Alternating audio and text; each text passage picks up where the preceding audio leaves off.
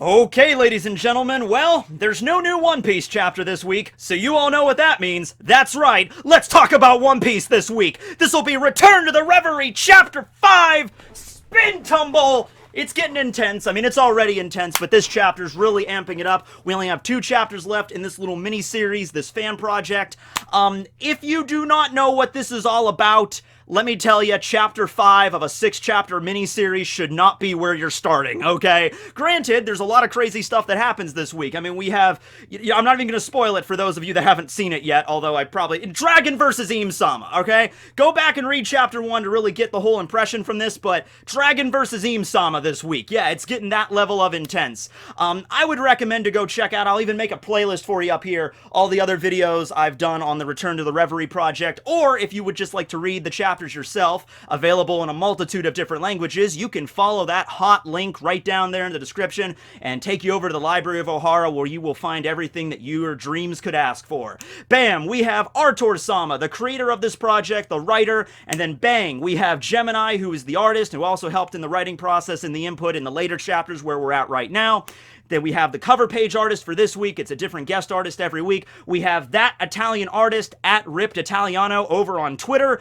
I have the impression, just a theory really, it's just a guess, honestly, a hunch, that this individual is from Italy. I don't know, that Italian artist just gives off Italian energy, I guess, but I'm just gonna roll with that. And then we have a bunch of other people helping with this project, proofreaders, typesetters, all that stuff. We have Mr. Moore's, Joy Boy, Robin, Ninja Spy Deer, all those people that are helping out. Their powers combined, and they make Captain Planet. Alright, so, Chapter 5, let's just dive right into this, because we kind of left off on a, freaking cliffhanger last time. I'm gonna move that over there. Sorry, I got a new monitor, so everything's kind of new to me. Alright, here we go. Alright. I expanded the screen a little bit over to the right, just because we can see the double page spreads a little bit better, but let's just dive right into this. This will be One Piece, Return to the Reverie, Chapter 5, Beneath the Mask. So that either means we're gonna find out what's behind the mask of Im-sama in this chapter, or, I don't know, maybe Jim Carrey from The Mask, he's gonna make a cameo. I remember watching that movie, Son of Mask really sucked, but the original was good. Yeah, so let's just dive right in. Let's see what Artur and Gemini have in store. I don't know. Alright, so we have the cover page art this week by Ripped Italiano over on Twitter, and this is Crocodile and Beige playing poker against a horse dealer, which I love the artwork here. Obviously, we've been getting a bunch of different artwork, a bunch of different styles these past few weeks. This one's drawn a little bit more realistic. I just like the wrinkles on Beiji's face and everything like that. It looks like the smoke detail. It just looks a little bit more realistic. It took me a bit to figure out what was going on here, but it's actually really hilarious. So what Beige is doing is actually utilizing his Shiro no Mi, his castle fruit, to cheat at poker, which is great. So he's like taking his cards and like looking at his hand and being like, oh man, these cards suck. And he's like holding the cards up to like his face, and then Vito is opening the drawbridge with the castle fruit power and basically just taking cards and replacing them with better cards. So like Beiji has like a, like a full house or a royal flush or something. I love that. The horse dude looks rather intimidated right now. He's sweating, and I would be sweating too if I was dealing in a casino and then freaking Beiji and Crocodile walked in. I also like they're both rocking the pinstripes. Beiji has the elegant pinstripe suit, and Crocodile has the pinstripe vest. They're very, impressive dressers, if nothing else. They're like really high class. Like Crocodile always referred to him as like a Bond villain, like from a James Bond movie, and Beiji's like a mafia boss. He is a mafia boss, so they have a good sense of style, you know what I mean? So I really like the cover page for this week. But continuing on where we left off, Im is just staring down Dragon. Im-sama, the leader of the entire world government, and therefore the ruler of the world, essentially, is facing down against Dragon, who we also find out in this fan project is a celestial dragon himself, or a former celestial dragon, and also the head of the Revolutionary Army.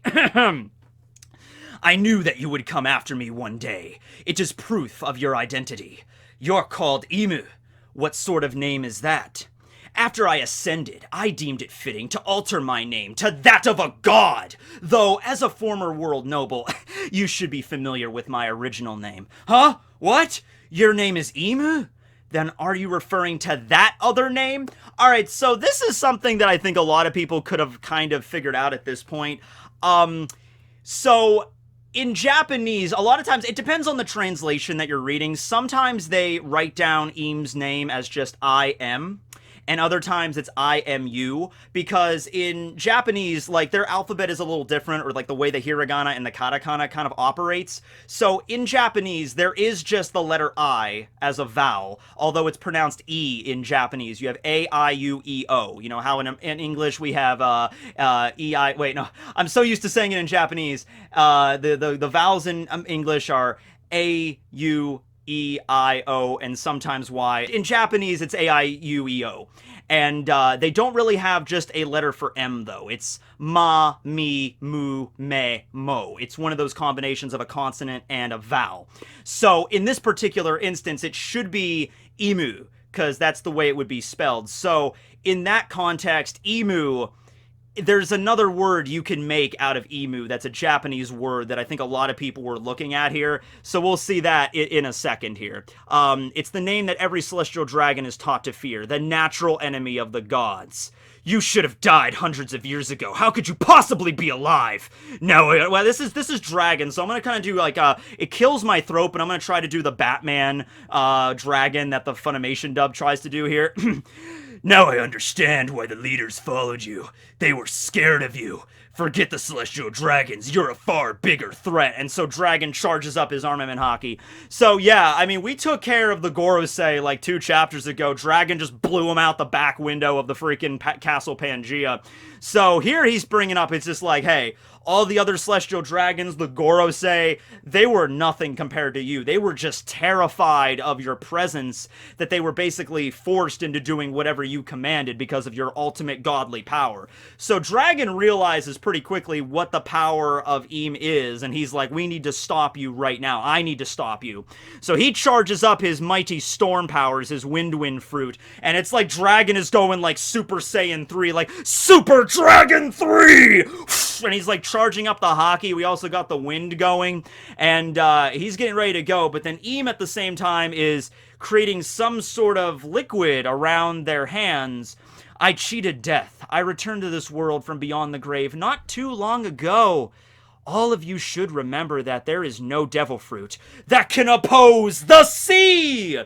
So, if you take it in a literal sense, if you take IMU and reverse that to UMI, that makes Umi. And Umi in Japanese just means the sea. So, Emu has the ability to manipulate the ocean or water more specifically. Of course, what is the natural weakness to every single devil fruit in existence? Logia, Zone, Paramecia, Mythical Zone, Mythical Logia, Special Paramecia, whatever you want to call it.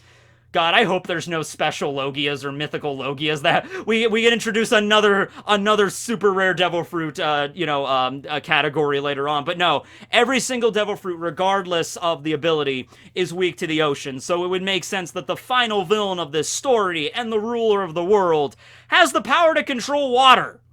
You know, I threw out ideas before about, like, a water-based devil fruit, how it could work, how you could have a devil fruit that could control water, technically, and still be weak to water. Like, you could control water, you could shoot water out like jets, like a fire hose or something, but if you get trapped in the ocean, you can't, you know, you're stuck in the ocean, you still lose your power, so I think it could still work, but, yeah, we're just gonna go with the ability to control water, apparently pulling it out of nowhere, or maybe just pulling it out of the air, because, you know, there's moisture in the air, or made out, like, so, Im is a waterbender from freaking Avatar, essentially. Im is basically just take off the mask. Is it Katara? Is it Katara, or maybe, who is that lady, the older lady? From the bloodbending episode from season 3. Hama, that was it. Yeah, it turns out it's Hama the whole time, and then bloodbending dragon or something, right? But yeah, that's the true power of Im, and I think you can understand right away just how absolutely terrifying that power would be to any devil fruit user, right? Even Dragon, who's like, oh my god, he made a giant wind dragon! That's so freaking cool, man! Look at that! Dragon's like, alright, well, I can see your power is absolute, but whatever, I'm still gonna beat the crap out of you. Dragon Storm! You know, damn, that's damn cool. freaking Dragon Hurricane. Sweet, with the armament hockey rolling, and Eam is just like mighty torrent of Eam used hydro pump, you know? It has crappy accuracy, so maybe Dragons can succeed here. Alright, so now we cut over to the Eden City. I think we have some more double page spreads in this chapter than some other chapters. We're getting to the final stretch here, so it would make sense. Right as we left off last time, the Revolutionary Army commanders were going up against all the members of CP Aegis Zero, some of which being the previous members of CP9, most of them being, you know, previous members of CP9. We saw Bonnie turn Stussy into a little girl, so she's kind of taken out of the fight for right now. She got kneed into the freaking chin.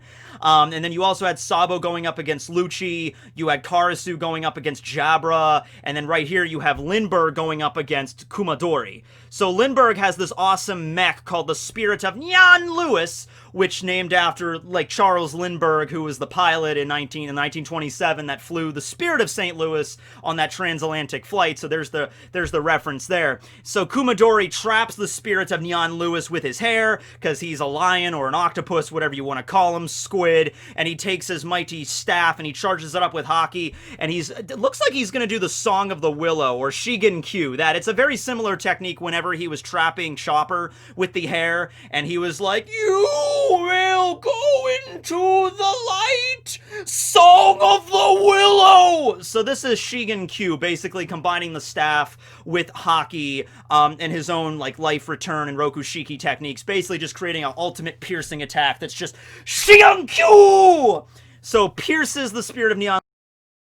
Not because, very much like the Battle Frankie or the Frankie Shogun, you know, you just can't pierce it. Lindbergh's not going to come to the party with any kind of cheap metal, you know what I mean? I don't know if that thing is made out of Wapple metal, the same stuff that the Frankie Shogun's made out of, or maybe it's just made out of adamantine, like some really, really intense material, but it's able to block even armament hockey. So that at least shows, like, yeah, there is metal, there are materials in this world that you can make, some composition of metal that even hockey can't bust through. Hockey isn't like the end-all, be-all, like, just charge something up with hockey and you can break through anything. I mean, maybe you just reinforce the steel, I don't know, but Lindbergh, he doesn't really explain what the metal is, but it's just like, yeah, you're not busting through it with that weak-ass hockey.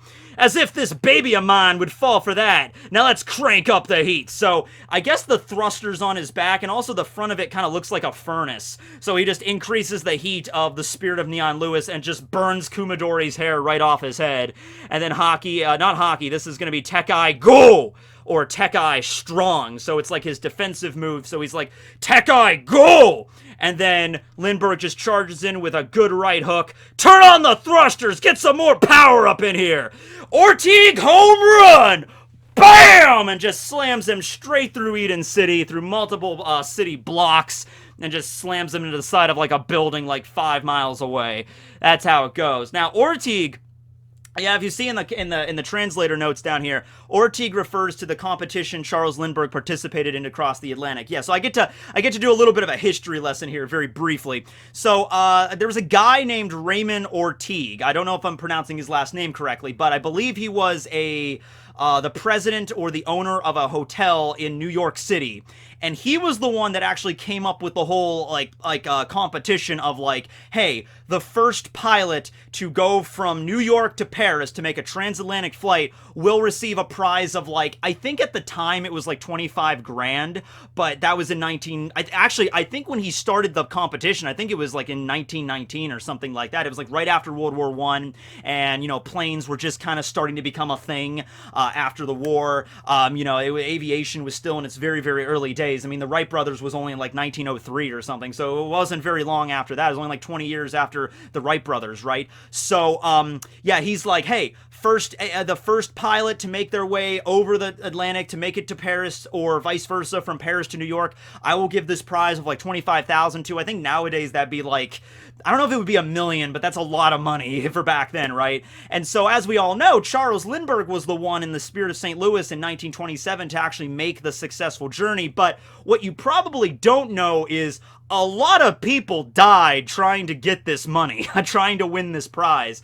There were people, because, you know, you figure this is the early days of aviation and you're flying over the Atlantic, there's really not a lot of room for screwing up. Because if your plane screws up and you're over the Atlantic, you're going to go down and you're probably not going to be rescued during that era. So, a lot of people, I think it was like I think it was at least like 10 people died or were seriously injured, or like pilots and other people, like co-pilots and stuff, that were injured during this competition. I think the first plane to even attempt the run ended up crashing on the runway and like killed 3 people like right there.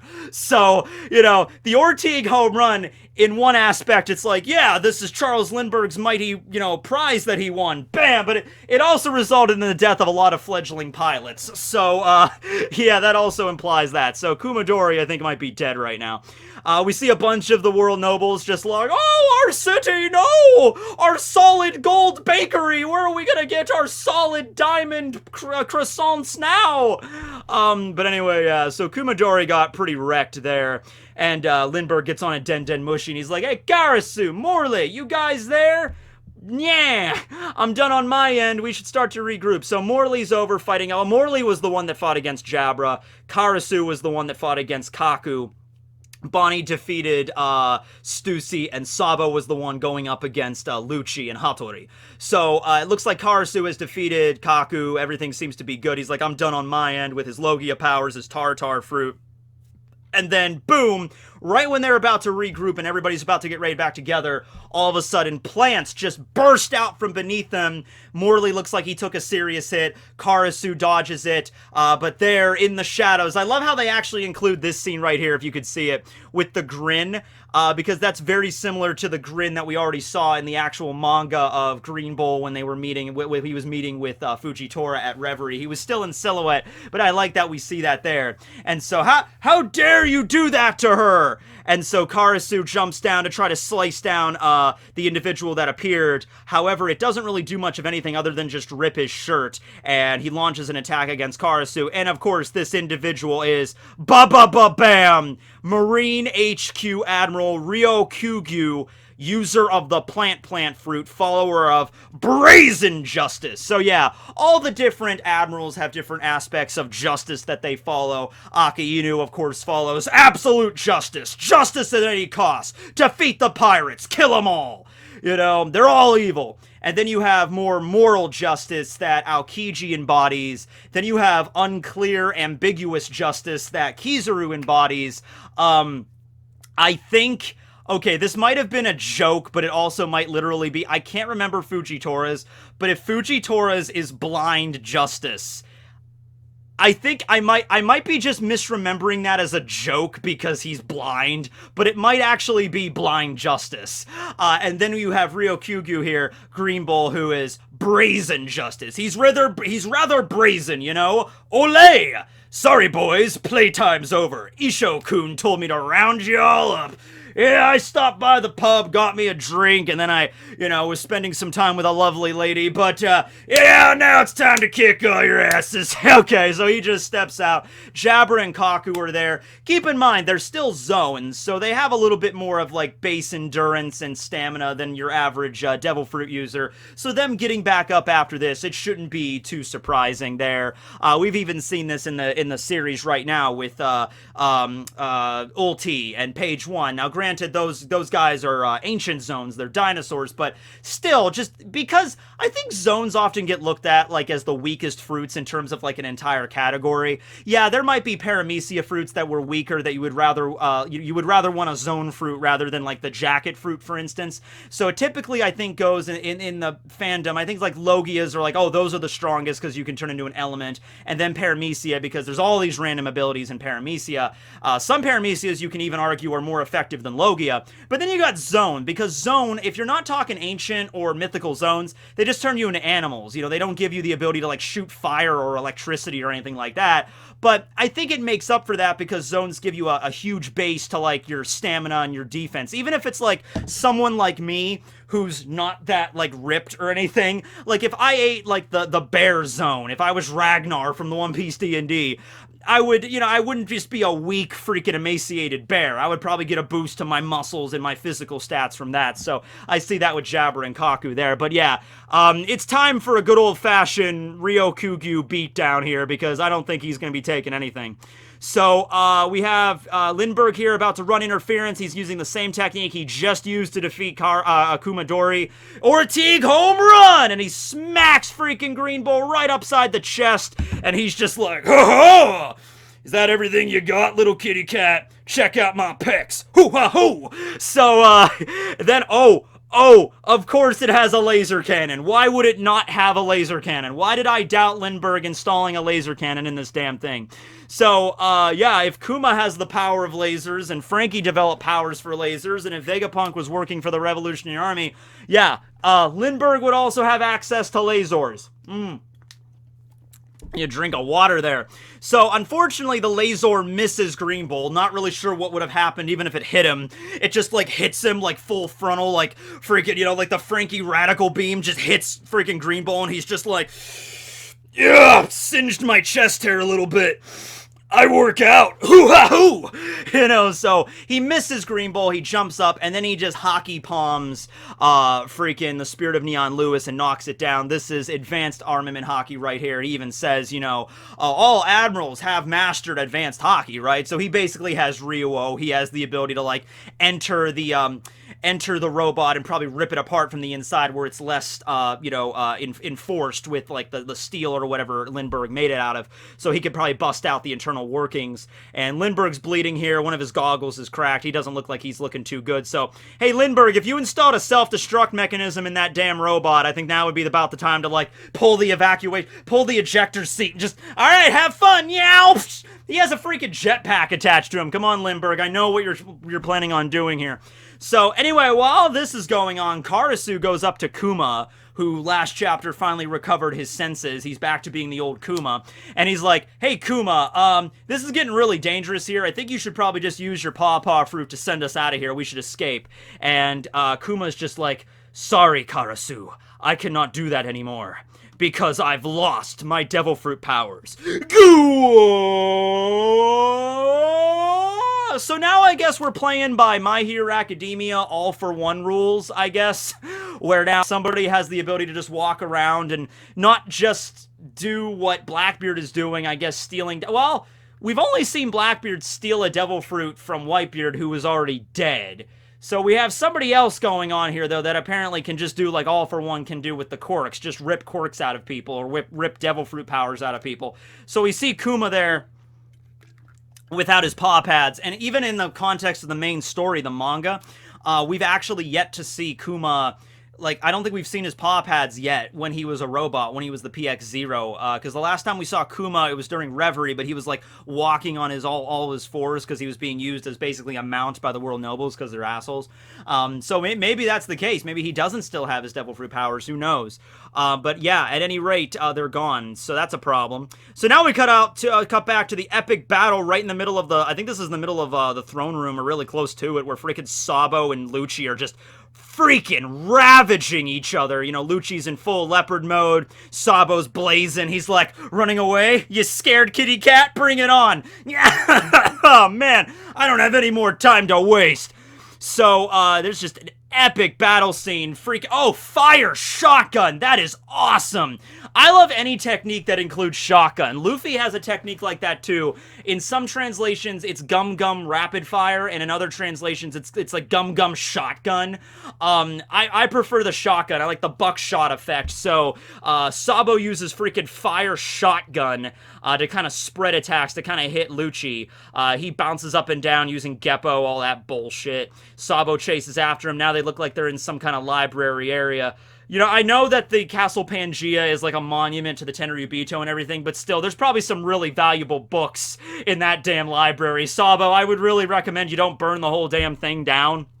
I'm getting like Library of Alexandria vibes here, because you figure the world government, they suppress as much information as they can, so they would probably, you know, like probably take one copy of books for their own personal records so they can always stay in the loop, but all the other records, so those might be like the last books of their kind in the entire world. Like, they might have taken some books from Ohara and kept them in there or something, right? So be very, very careful in this library, guys. Let's finish this right now. Oh, the pleasure's all mine, man. And so they're just, like, zigzagging, zipping around all over the place. You got Lucci using Rankyaku slices. Oh, no, he sliced a bookshelf in half. Lucci, you bastard. Oh, good eye to detail here, Gemini, for including the the cannonball scars on Lucci's back, which also they make up the symbol of the world government. I know that can be kind of difficult, especially with the leopard prints and everything going on. It's easy to just miss that, but yeah, Lucci does have that pretty prominent scar on his back, and the X tattoos as well. I'm not sure if the X tattoos have any real purpose or meaning. He just has those. But yeah, so he slices Sabo, but I guess he didn't use Haki because he can reform, and then he uses Shigan, or even if he used Haki, Sabo could always have just like separated his body like how Kiji did with the B-Sento at Marineford, and just shot his upper half there. So now he stabs him with Armament Shigan. Freaking Sabo just again attacks him again with the Dragon Claw, the Blazing Dragon Claw. Oh man, they're just really going at it. They're just shredding each other. Oh my god, look at that! That is amazing! So wait, what's going on here? So wait, Sabo is attacking with his Dragon Claw. That's the attack right here. So he pierces Lucci with the Dragon Claw, and then he uses another Dragon Claw. It looks like he's attacking from a different direction, like he's turning around or something. Oh, I think I know what, oh, okay, I see what happens here. So Lucci's right in front of him. He charges up like that, like Uber Fire Fist or whatever, wait, Hiken was the Fire Fist, so, oh, Hiken! It's like the Great Fire Fist, so he's about to punch him right point blank, and then Lucci kind of zips around him using Soru to attack him from behind, and then that's when, yeah, he's like, oh, you fell for it, oh, bam! Greatest ring, Roku Ogun! But oh, Sabo also had this planned, so he flips back and he uses like it looks like he's using like Katakuri's block mochi, like he's turning his arm into like a block to have more like impact power. It's like Flame Dragon King! Bam! So they both hit each other. They're basically doing this like a Luffy battle where they both hit each other with a crazy powerful attack at the same time, where Sabo gets hit with a Greater Roku Ogun. Greater Roku Ogun! And Sabo hits him with the Flame Dragon King. So they both get hit, but it looks like Sabo was able to come out okay. Freaking Lucci got sent flying over freaking Castle Pangaea. He might be falling down the red line. Sabo's still there, but it looks like he took a hit head on. He looks like he's not feeling too good. But he gets back up right when Fujitora walks in. Yeah, Sabo is like, ultimate attack with Lucci, like, Flame Dragon King! BAM! Ugh. Why do I still hear boss music? Like freaking Sephiroth theme starts cue. Sephiroth! Oh god, it's got choir music in the background. Come on, man. Oh, by the way, I'm all on the subject of that. What video game do you think is the worst when it comes to a final boss gauntlet? Like a just absolutely relentless final boss gauntlet. No checkpoints, no chances to heal up or save in between. It's like, you gotta fight this badass boss, and if you beat him, you gotta beat this boss, and then this boss, and then this boss, and then how many more? 5? Okay, I've defeated 5 bosses right now. Now you got more. I'm like, which game is like the most relentless when it comes to that? This isn't really like, it's not like a regular game that you just pick up for the PS4, but probably the biggest that I just remember from my days of like when I was obsessed with RuneScape was when you went into like the Tez Tok Jod like fighting pits, and you had to fight against just like an onslaught of bosses, and it's just like it's like freaking 15 levels of bosses you have to fight, and it's just insanity. So this is what I'm reminding of right now. Fujitora walks in like, I must ask you to come with me. So Sabo clashes with Fuji very briefly, but then he says, hey, calm down here. I'm not here to capture you. I'm just here to simply make an offer to you. Me and Ricardo, that's the real name of Ryokyogu or Green Bull in this fan chapter, me and Ricardo are part of a secret faction within the Marines that opposes the corruption of the world government. We call ourselves Sword.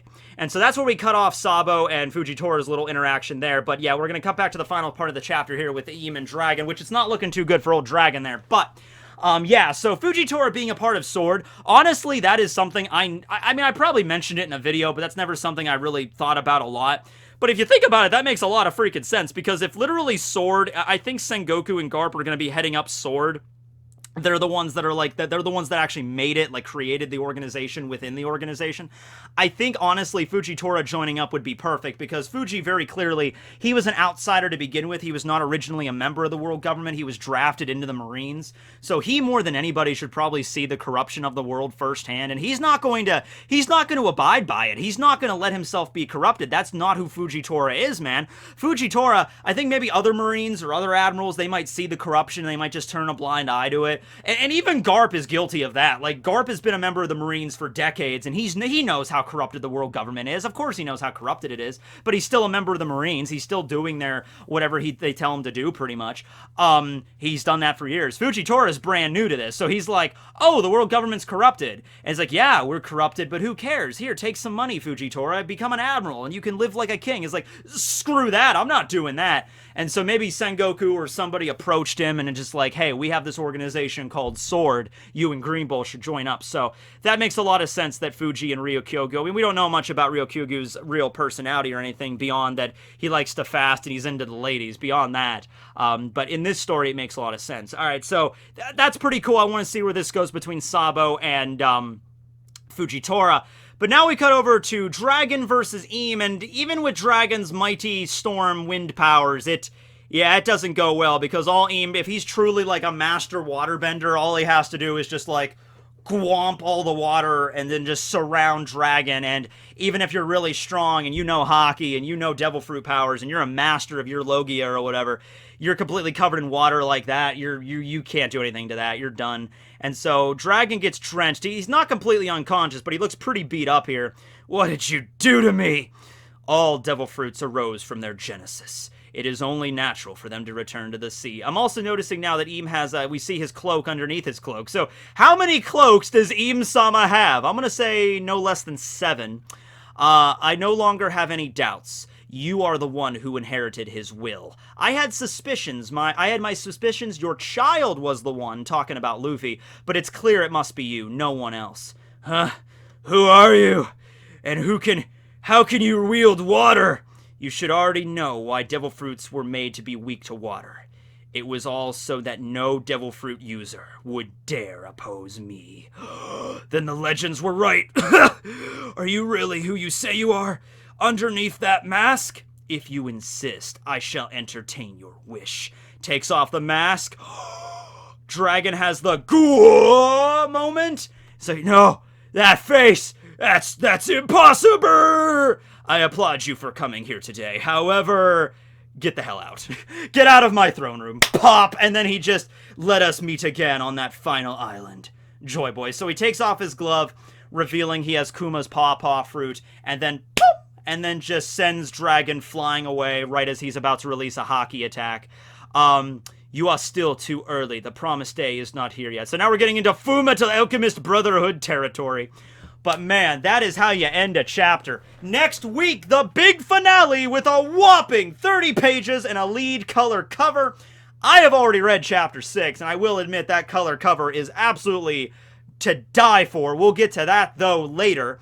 Yeah, if we're following the same basic rhythm here, I think there's going to be, I know there's going to be a chapter of One Piece next week, but I might even, we'll wait to see. We'll wait to see how this goes, because I'll tell you, like, if there is a break after this next chapter, I'll just wait to talk about it like I normally do. But if there's no break after this next One Piece chapter, if it's like chapter 986 and then 987 right back next to each other, then I'm just going to talk about chapter 6 of this, the final chapter of Return to Reverie. I'm just going to talk about this like at some point, you know, in the week after the next chapter of One Piece comes out, 986, because I don't want to wait like 3-4 weeks to talk about this next chapter. I want to do it. I might even do it this week. Who knows? We'll see how it goes. But yeah, that's the end of the chapter there.